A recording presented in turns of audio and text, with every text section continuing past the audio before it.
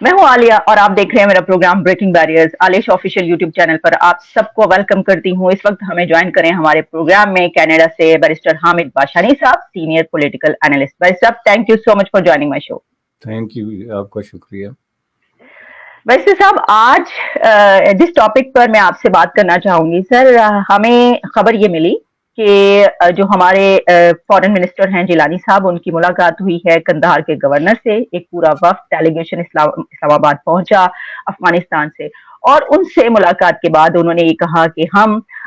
ان سے ہر طرح کا افغانستان کے ساتھ جو ہے وہ ٹریڈ بھی سٹارٹ کرنا چاہتے ہیں, ٹائز بھی اسٹرینتھن کرنا چاہتے ہیں, اور کنیکٹیوٹی جو ہے وہ بھی جاری رہے. ہم دیکھتے ہیں کہ یہ بات اگر وہ افغانستان کے لیے پاکستان کہہ سکتا ہے, لیکن انڈیا کے لیے کبھی یہ بات نہیں کہی جاتی یا نہیں کہی گئی. حالانکہ ٹائز اگر وہاں سے اسٹرینتھن کیے جائیں, وہاں سے ٹریڈ سٹارٹ کی جائے, تو کیا وہ زیادہ اس سے بھی زیادہ فائدے مند نہیں ہوگا؟ اور سر, یہ صرف بات یہیں تک نہیں رہتی. اس کی وجہ یہ کہ ہم آپ جانتے ہیں کہ کاکر صاحب اکثر اوقات وہ بولتے رہتے ہیں, آج کل کوئی نہ کوئی ایسی چیز نکلتی رہتی ہے. وہ ایک جگہ بات کر رہے تھے, پریس کانفرنس تھی, اور اس میں اصل میں بلوچستان کے مسئلے پر بات کر رہے تھے. تو انہوں نے اس کے اندر یہ کہا کہ آپ یہ جو کچھ جو لوگ لڑ رہے ہیں, یہ کر رہے ہیں, وہ کرتے رہیں. جو اب یہ 71 کا دور نہیں ہے, یہ 71 نہیں ہوگا, وہ 9 مہینے میں ہو گیا, اب 20 سال ہو گئے, تو ایسا کچھ نہیں ہو سکتا. تو کیا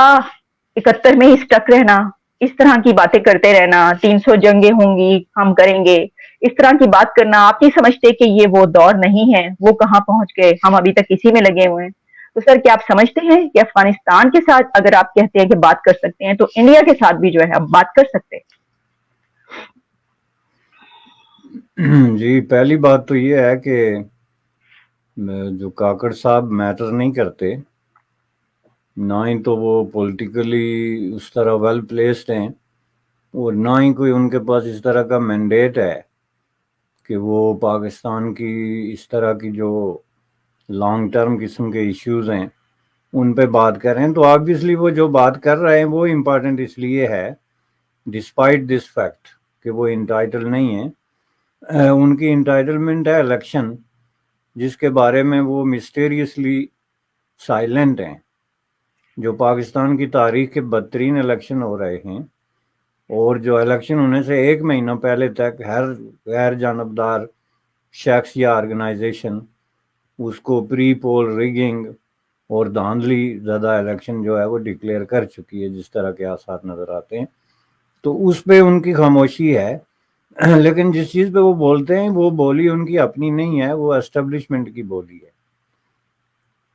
چونکہ اسٹیبلشمنٹ کے ہی اپوائنٹڈ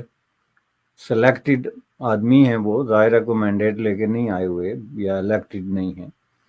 تو ظاہر ہے وہ اس عرصے میں جو ایک رول پلے کر رہے ہیں وہ ایک طرح کا ایک ماؤتھ پیس کا رول ہے. جو اسٹیبلشمنٹ اپنے خیالات کا اظہار کرتی ہے اس کو وہ ڈسکرائب کر رہے ہیں, ممکن ہے زیادہ ہلکی لینگویج میں یا زیادہ بہتر طریقے سے. لیکن جو باتیں وہ کر رہے ہیں وہ ان میں بہت بڑا فلا ہے, ان کے جو آئیڈیاز ہیں ان میں بہت بڑا فلا ہے. اور یہ ریفلیکٹ کرتا ہے یہی پاکستان کی جو اسٹیبلشمنٹ کے اندر ایک روگ, جس کو آپ کہتے ہیں ایک بیماری,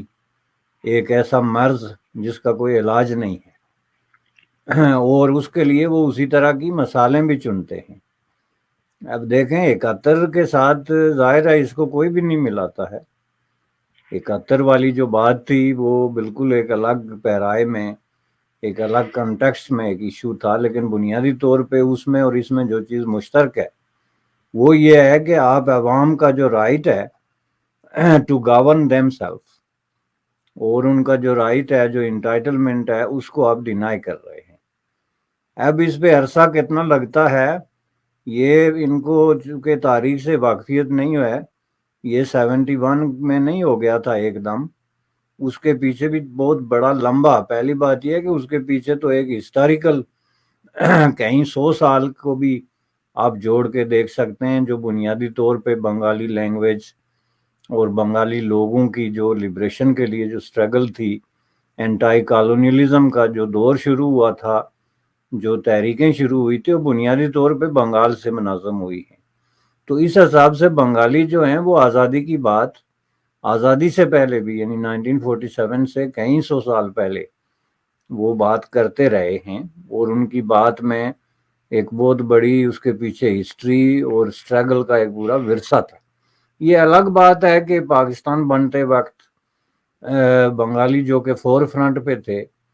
انہوں نے ایک راستہ چنا جو کہ ان کے ذہن میں یہ تھا کہ وہ اب پاکستان بنا رہے ہیں، چونکہ وہ میجارٹی میں تھے۔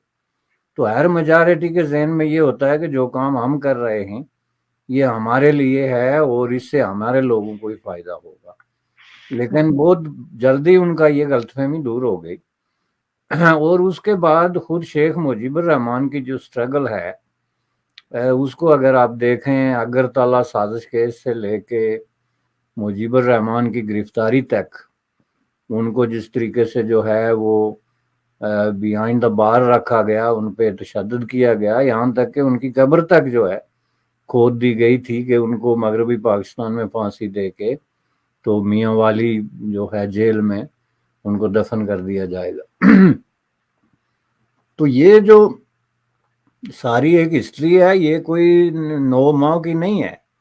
9 ماہ تو وہ دن تھے جب بنگالیوں نے اوپن قسم کا تشدد اور ایگریشن جو ہے وہ برداشت کیا اور اس کو ریزسٹ کیا۔ اس کے پیچھے لمبی ہسٹری ہے۔ یہ جو وہاں بھی عوامی لیگ بنی اور اس نے اپنے پروسیس میں آ کے جو 6 نکاتی پروگرام پیش کیا، یہ ساری چیزیں آپ اس کو دیکھیں تو اس سے آپ کو پتہ چل جاتا ہے کہ ایون اس کے پیچھے جائیں آپ، جب قائد اعظم محمد علی جناح نے پہلا دورہ کیا بنگال کا اور وہاں یونیورسٹی میں جا کے انہوں نے کہا کہ اردو لینگویج ہوگی، تو اس کے خلاف وہاں پہ جو ریبیلین ہوا کہ بھائی نہ آپ اردو بولتے ہیں نہ ہم اردو بولتے ہیں، لوگوں نے کہا ان سے نہ آپ کو اردو آتی ہے نہ بنگالی کو اردو آتی ہے، تو مگر اردو لینگویج کیوں ہوگی؟ جو بعد میں پاکستان نے کسی نہ کسی طریقے سے ریکٹیفائی کرنے کی کوشش کی اور پاکستان میں قومی زبان کے طور پہ بنگالی کو بھی ریکگنائز کیا، لیکن اٹ واز ٹو لیٹ۔ اب یہ جو لوگ ہسٹری نہیں جانتے ہیں وہ سمجھتے ہیں کہ بنگلہ دیش کوئی جو ہے وہ 1 سال میں یا 9 مہینے میں الگ ہو گیا تھا، لیکن اس کے پیچھے پوری سٹرگل تھی۔ اس کو آپ بلوچستان کے ساتھ جوڑ کے دیکھیں تو بلوچستان کی تو بہت ہی سیریس قسم کی جو ہے وہ سٹرگل ہے، اور ہسٹری میں ان کے خلاف اور ان کے ساتھ جو دھوکہ ہوا، جو بددیانتی ہوئی اور جس طرح ان کو بار بار بٹرے کیا گیا، اس پہ ہزاروں سینکڑوں کتابیں موجود ہیں، دستاویزات موجود ہیں ڈاکومنٹڈ، کہ کس طرح جو ہے مختلف ادوار میں بلوچ ریبیلین کے خلاف اسٹیبلشمنٹ نے اپنے اپنے مورے استعمال کر کے یا تو بلوچوں کا قتل عام کیا یا ان کے لیڈروں کو اریسٹ کیا یا ان کو گولیاں ماری۔ تو اس میں آپ پیچھے چلے جائیں، جہاں سے جا کے آپ شروع کریں، بلوچستان میں خواہ وہ مینگل ہوں، میری ہوں، زنجو ہوں یا بکتی ہوں، آپ کو بے مثال جو ہے وہ ریزسٹنس کے مختلف طریقے جو ہیں وہ ملیں گے، جس میں ان کے لیڈروں نے ماریں کھائی ہیں، قتل بھی ہوئے ہیں اور ان پہ فوج کشی بھی کی گئی ہے۔ تو یہ ایک لمبی سٹرگل ہے۔ اس کا مطلب یہ نہیں کہ اس کا کچھ نہیں ہوگا، اس کا کچھ ہونے کا ثبوت یہ ہے کہ اب بلوچ خواتین جو سڑکوں پہ آ گئی، ملیٹنسی تو ایک طرف رہ گئی، تو ان لوگوں نے ملیٹنسی کو کبھی اتنا سیریسلی نہیں لیا جتنا ان کو یہ خواتین کا جو احتجاج ہے اس کو لینا پڑ رہا ہے۔ اور یہ کاکڑ صاحب کو حیرت یہ ہے ان کے الفاظ میں کہ یہ جو بلوچ خواتین ہیں ان کی بات تو ان کی سمجھ میں آتی ہے ان کے الفاظ میں، چونکہ ان کے باپ بھائی یا بیٹے جو ہیں غائب کر دیے گئے تو ان کو سمجھ میں آتی ہے، حالانکہ بات ان کو آدھی سمجھ میں آتی ہے، یہ نہیں سمجھ میں آتی کہ وہ غائب کیوں کر دیے گئے، لیکن اتنی آتی ہے کہ وہ غائب کر دیے گئے اس لیے یہ سڑکوں پہ ہے۔ لیکن دوسری طرف پورا پاکستان ان کے حق میں بول کیوں رہا ہے یہ ان کی سمجھ میں نہیں آ رہا، اور یہی ان کا شکوہ ہے۔ اب ان کے دعوے کا جو کھوکھلا پن ہے کہ بلوچستان کے جو ہے جو احتجاج کرنے والے لوگ ہیں ان کے پیچھے کوئی ایجنسی ہے یا انہوں نے کسی سے پیسے لیے ہوئے ہیں، تو اس بات کو تو یہیں چھوڑ کے تو آپ یہ دیکھیں کہ پاکستان میں ہر سکول آف تھاٹ اور ہر شیڈ آف اوپینین کا کوئی قابل ذکر پرسن، کوئی آرگنائزیشن، کوئی ادارہ، پاکستان ہیومن رائٹس کمیشن سے لے کے چھوٹے سے چھوٹے کسی گروہ تک آپ دیکھ لیں، سب نے انکنڈیشنلی بلوچ خواتین کا جو احتجاج ہے اس کی سپورٹ کی ہے، اور حکومت کا جو باربیرک قسم کا ایکشن ہے اس کو کنڈیم کیا. تو اس پہ ان کی آنکھیں کھل گئی کہ یہ تو پورا پاکستان ان کی سپورٹ کر رہا ہے. تو ہم سمجھ رہے تھے کہ ان کے ساتھ کوئی نہیں، وہ یہ سمجھتے تھے کہ ہم جی ان پہ یہ الزام لگا دیں گے کہ جی جی ان کے پیچھے ایجنسیوں کے پیسے ہیں تو ان کے حق میں کوئی بولے گا نہیں. یہ سر، چیز صرف انہوں نے، سر قطع کلامی کی معافی، لیکن اس کے اندر انہوں نے یہ بھی نام تک لیا، صرف ایجنسیاں نہیں، انہوں نے کہا جناب بھارت راہ سے جو ہے یہ ان کو پیسے مل رہے ہیں، اور ایسے جرنلسٹ بھی ہوا کرتے تھے جو یہ لڑائی کرتے رہے، اور وہ بھی جو فنڈڈ ہوا کرتے تھے. تو باقاعدہ نام لے کر انڈیا کا انہوں نے یہ کہا. بالکل صحیح ہے، اور یہی پاکستان کی اسٹیبلشمنٹ کے ہاتھ میں بہت بڑا ہتھیار ہے. اس کا مطلب یہ نہیں کہ پاکستان میں کوئی راہ سے پیسے نہیں لیتا. بلوچستان ہو یا کشمیر ہو یا اس طرح کی مختلف جگہیں ہوں، وہاں پہ اس طرح کے چھوٹے موٹے لوگ ہیں جو راہ سے یا آئی ایس آئی سے پیسے لیتے ہیں، لیکن وہ کبھی بھی اس سطح کے ایجیٹیشن کی اور اس طرح کے ٹرانسپیرنٹ قسم کی ریلیز اور اس طرح کا عوامی جو ہے وہ رد عمل نہیں دکھا سکتے، کیونکہ جو ان لوگوں سے پیسے لینے والے لوگ ہوتے ہیں وہ پیڈ قسم کے ایجنٹ ٹائپ لوگ ہوتے ہیں، ان کو اپنے گھر والے نہیں پہچانتے. تو یہ لوگ جو ہوتے ہیں جو لوگوں کو لے کے سڑکوں پہ آتے ہیں اور ان کے ساتھ لمبے عرصے تک بیٹھتے ہیں، ان کی ایک جینون کمٹمنٹ اپنی دھرتی کے ساتھ ہونی ضروری ہے. ان کے وہاں پہ روٹس ہوتے ہیں، ان کا عوام کا درد ہوتا ہے اور ان کی لمبی سٹرگل ہوتی ہے، تب جا کے تو لوگ اس کے پاس بیٹھتے ہیں. ورنہ جو اس طرح پیسے لیتے ہیں ان کے ساتھ کوئی بیٹھ کے چائے پینے کے تیار نہیں. چاہے جا کے کوئی جا کے ان کے ساتھ دھرنے میں بیٹھ جائے یا دھرنے کے باہر کھڑا ہو جائے، چونکہ کسی کو کیا ضرورت ہے. تو یہ جو ڈسکریڈٹ کرنے کا ایک پروسیس ہے پاکستان کی اسٹیبلشمنٹ کا، کنونشنلی ٹریڈیشنلی، یہ اس طرح کا الزام لگا کے تو لوگوں کو ایزیلی وکٹمائز کر کے تو کارنر کر دیتے ہیں، جو کہ ہو نہیں رہا. تو یہ ان کے لیے ایک بڑا مسئلہ بن گیا. ٹھیک. اچھا منسٹر صاحب، اس میں کیونکہ آپ نے بھی یہ بات کی تو انہوں نے یہ بھی کہا کہ ذرا جو آئی ایس آئی سے پیسے لے کر انڈیا میں ذرا کام کر کے دکھائیں، کوئی کر ہی نہیں پائے گا. یعنی انہوں نے کہا یہ نہیں ہو سکتا. تو پھر وہ سوال کھڑا ہوتا ہے کہ دہشت گردی کے تو اتنے الزامات آتے ہیں، FATF میں ہمارا نام بھی جا چکا، اور پھر کہا جاتا ہے کہ جناب حافظ سعید کو جو ہے وہ ہمارے حوالے کیا جائے. تو اس کا مطلب یہ ہوا کہ وہ ایک آدھا سچ بول رہے ہیں. نہ صرف آدھا سچ بول رہے ہیں بلکہ انتہائی منافقانہ طریقے سے وہ اپنے آدھے سچ کو ایک پورا سچ اور مطلق ٹروتھ، جس کو آپ ایبسولوٹ ٹروتھ کہتے ہیں، بنا کے پیش کر رہے ہیں. پہلی بات یہ ہے کہ انڈیا میں آئی ایس آئی سے پیسے لے کے بے شمار لوگوں نے قتل و غارت گری اور خون خرابہ کیا ہے، جس کی بالکل ایک پوسٹر شاہکار جس کی مثال آپ کشمیر کے اندر دے سکتے ہیں، جہاں پہ آئی ایس آئی سے پیسے لے کے تو 165 گروپ جو ہے وہ کریٹ کیا گیا، جن کی ساری فائنینسنگ، جن کی لیڈرشپ کا کھانا پینا، ان کی فیسیلیٹیشن، ان کا شیلٹر، ان کی موومنٹ، وہ سب اس طریقے سے چلتی تھی. یہ جو ابھی وہاں پہ تنظیمیں بین ہو رہی ہیں، حرکت المجاہدین اور یہ سارے جوش محمد اور وغیرہ وغیرہ، یہ سب ظاہر ہے یہ آرگنائزیشنیں ہوا میں تو ترتیب نہیں پاتی، اور یہ جو لوگ ان چیزوں سے واقف ہیں ان کو پتہ ہے. لہٰذا یہ کہنا بالکل غلط ہے کہ انڈیا میں آئی ایس آئی سے پیسے لے کے کسی نے کچھ نہیں کیا. لیکن جو بات میں نے پہلے کی کہ الٹیمیٹلی جو ایجنسیوں سے پیسے لے کے سیاسی کام کرنے کی کوشش کرتے ہیں، ان کا حشر بہت دردناک ہوتا ہے، اور آخر میں لوگ ان کے ساتھ کھڑے نہیں ہوتے. جس طرح کے کشمیر کے اندر ملیٹنٹوں کو لوگوں نے ڈچ کیا، اور نہ صرف ڈچ کیا بلکہ ان کو جوتے مارے، اور اب وہاں ملیٹنٹوں کا یہ حال ہے جو پیسے لے کے مجاہد بنے ہوئے تھے کہ ان کے ساتھ کوئی سری نگر کے کسی ریسٹورینٹ میں بیٹھ کے چائے نہیں پیے گا، جس کا مطلب ہے ٹوٹل آئسولیشن اینڈ ریجیکشن. لیکن اس کی نسبت جو لوگ وہ دھرتی کے ساتھ جڑ کے سیاست کرتے تھے اپنے بھروسے پہ، اپنے اعتماد پہ، ان کے ساتھ لوگ ہیں، کسی کے ساتھ 20 ہوں گے، کسی کے پاس 100 ہوگا، کسی کے پاس ہزاروں کی تعداد میں ہوں گے. تو یہی چیز جو ہے بلوچستان میں ہے.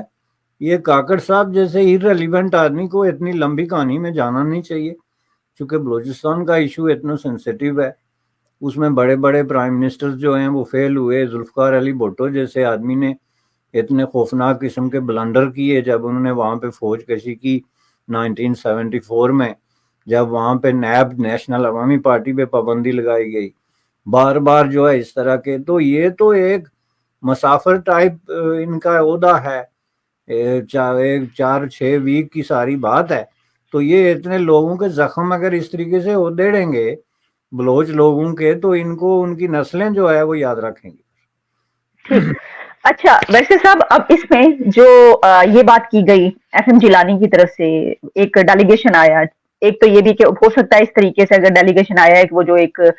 بیچ میں خلا پیدا ہوا تھا پاکستان اور افغانستان کے بیچ بہت خراب حالات, تو اس طریقے سے ہو جائیں. لیکن وہی ایک سوال کہ اگر آپ افغانستان سے ٹائی اسٹرینتھن کرنے کی بات کرتے ہیں, ٹریڈ سٹارٹ کرنے کی بات کرتے ہیں, تو وہیں پر جو دوسرا ملک جس سے آپ کو فائدہ ہو سکتا ہے اس سے آپ جو ہے وہ کسی بھی قیمت پر بات کرنے کے لیے تیار نہیں ہوتے. تو آپ کیا سمجھتے ہیں کہ یہ فرق کیوں ایسا کہ افغانستان سے جن کی آپ کی اتنی لڑائی جھگڑا ہو رہا ہے کہ آپ جنگ تک کی بات کی جانے لگی کہ یہ تو دونوں ملکوں کے بیچ جنگ ہو جائے گی, لیکن وہ آپ تعلقات بہتر کر اور آپ جو ہے کہتے ہیں کہ نہیں ہم تیار ہیں ہر چیز کے لیے, لیکن دوسری طرف ایسا نہیں ہے. نہیں, یہ تو طب ہونا کہ وہ کوئی ٹریڈ اور انویسٹمنٹ اور خطے کی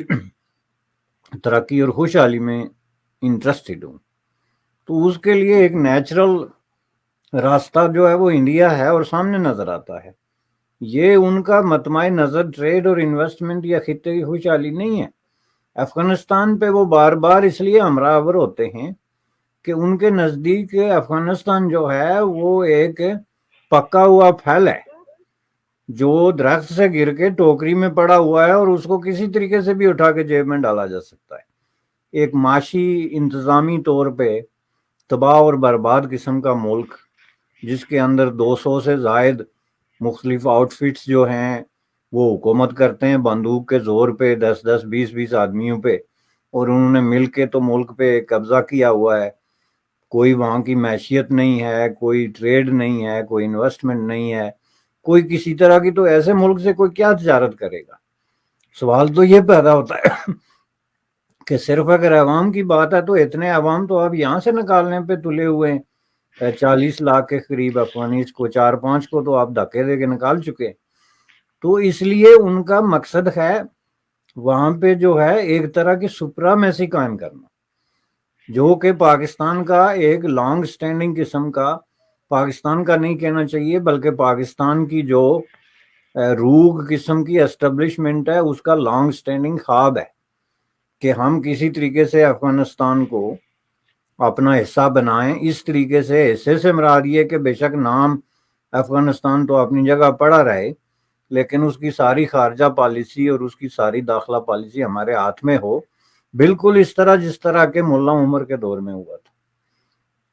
کہ جب تک ملا عمر کو اس بات کا احساس ہوتا کہ یہ افغانستان جو ہے اس کو تو پاکستان کا 5واں صوبہ بنا دیا گیا, اس وقت تک جو ہے اس حد تک ان روڈ افغانستان میں انہوں نے بنا لی تھی کہ یہ وہاں کی معیشت کو, وہاں کی جو ہے خارجہ پالیسی کو, ایون وہاں کی سوشل لینڈسکیپ کو بھی یہ کنٹرول کرتے تھے. تو یہ جب ملا عمر کو احساس ہوا تو پھر اس کے خلاف طالبان نے ایک ریبیلین شو کیا جس کے نتائج سب کے سامنے. بنیادی طور پہ افغانستان کے بارے میں اس لیے یہ بار بار, حالانکہ جتنا افغانستان کو نے پاکستان کو ذلیل کیا گزشتہ 6 مہینے میں, اتنا انڈیا نے گزشتہ 10 سالوں میں نہیں کیا. انڈیا کی لیڈرشپ تو اب تک بھی بڑی تمیز اور بڑی مراوت اور بڑی جو ہے وہ حلیم طریقے سے جو ہے وہ بات کرتی ہے. تو وہ تو دھمکیاں دیتے ہیں اور انہوں نے ایسی دھمکیاں ان کو دی کہ وہ اگر پریس میں آ جائیں تو دنیا حیران رہ جائے کہ ہم یہ کر دیں گے, تباہ و برباد کر کے رکھ دیں گے. ہماری بندوق جو ہے اس کا ابھی ان کو تجربہ نہیں کہ کہاں تک جا سکتی ہے. تو اس لیے افغانستان پہ یہ مرے جا رہے چونکہ اس سے ان کا جو سینس آف سپیریورٹی ہے اور جو پالیسی آف سپریمیسی ہے ریجن میں, اور اسپیسیفکلی اس ریجن میں جس میں افغانستان پاکستان یہ علاقہ, اس کو مکمل اپنے کنٹرول میں کرنے کا جو خواب ہے. ورنہ اگر تجارت کرنی ہے تو دوسری طرف 2.4 بلین لوگ بیٹھے ہوئے ہیں دوسری طرف جو ہے وہ دنیا کی لارجسٹ جو ہے وہ مڈل کلاس بیٹھی ہوئی ہے، دوسری طرف دنیا کی تیسری بڑی اکانومی بیٹھی ہوئی ہے، دوسری طرف آپ ان کی پر کیپیٹا انکم دیکھ لیں، انڈسٹریل پروڈکشن دیکھ لیں، ایکٹیویٹی جو ہوتی ہے انویسٹمنٹ کی، سرمایہ کاری کی، وہ دیکھ لیں، تو ظاہر ہے یہ تو سیدھی سیدھی بات ہے کہ اگر کسی نے پاکستان میں تجارت کرنی ہے، معاشی ترقی کی طرف بڑھنا ہے، تو وہ انڈیا کی طرف جائے گا۔ افغانستان تو کھنڈرات پہ اور راکھ پہ بیٹھی ہوئی ایک سوسائٹی ہے، اس کے ساتھ کون سی بزنس ہے اور کون سی سرمایہ کاری ہے؟ وہاں پہ امریکیوں نے بلینز آف ڈالر لگا کے جو پچھلی حکومت کھڑی کی تھی، جو فوج کھڑی کی تھی اور جو اکانومی کھڑی کی تھی، وہ صرف 15 دن میں جو ہے زمین بوس ہو گئی۔ تو اس لیے یہ بات سمجھنی چاہیے کہ پاکستان کی افغانستان میں انٹرسٹ جو ہے وہ اسٹریٹجک ہے، پولیٹیکل ہے، it has nothing to do with economy, اور یہ بنیادی طور پہ افغانستان کو ایک جو ہے اپنی زیر نگیں ایک زیر اثر ٹیریٹوری جو ہے اس میں کنورٹ کرنے کی کوشش کر رہے ہیں، جس کا افغانوں کو پتہ ہے، اور وہ بار بار اس کے خلاف جو ہے وہ ریزسٹ کر رہے ہیں۔ اوکے بیسٹر حامد باشانی صاحب، sir thank you so much for your precious time. آپ کا بہت بہت شکریہ کہ آپ نے ہمارے پروگرام کے لیے آج وقت نکالا. دوبارہ بھی آپ سے بات ہوگی. آپ کا شکریہ جی، thank you. Thank you sir.